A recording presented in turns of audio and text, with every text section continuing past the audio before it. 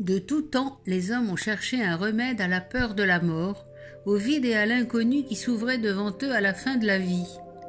Les Égyptiens, plus que tous peut-être, ont trouvé une réponse suffisamment réconfortante pour que toute leur vie et leur civilisation en soient imprégnées et transformées pendant des siècles. Les Égyptiens croyaient en l'immortalité, leur confiance était totale. La mort n'était qu'un passage vers une nouvelle existence, dans un monde absolument semblable à celui des vivants, et dans un corps ayant acquis une nouvelle qualité et une nouvelle façon d'exister. Mais il fallait pour cela que le corps humain conserve une certaine intégrité pour que le défunt puisse poursuivre son existence à la lisière du monde des vivants.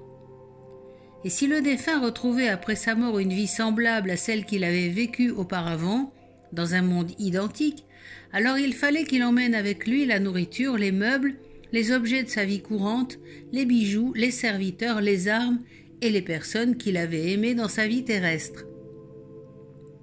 Pas nécessairement en chair et en os, mais sous forme de figurines à l'image de ses familiers, afin de recréer tout son environnement habituel, matériel et humain.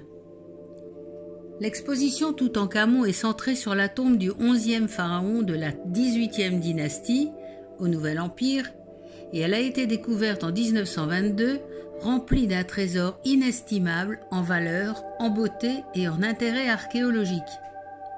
C'est un petit porteur d'eau, Hussein Abdel Rassoul, qui découvrit une marche sculptée dans une roche de la vallée des rois. Et l'on mit à jour un escalier menant à un tombeau inviolé depuis 32 siècles.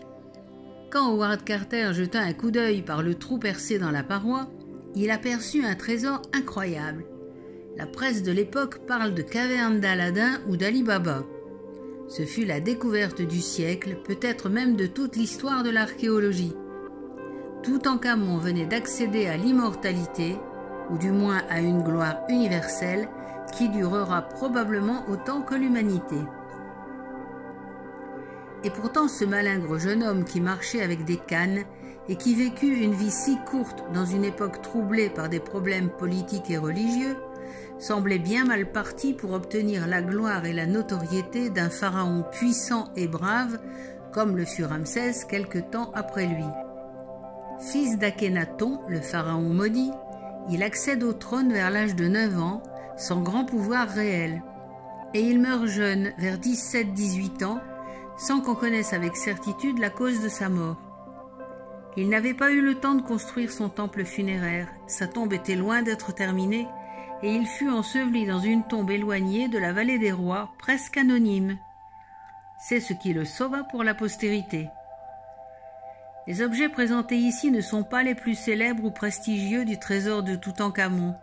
Ce sont des objets plus intimes, des coffres à vêtements, à bijoux ou à vaisselle, des amulettes, des colliers, des vases canopes, qui n'ont jamais été exposés auparavant, et qui, si l'on en croit les responsables du musée du Caire, ne sortiront plus d'Égypte après cette tournée mondiale.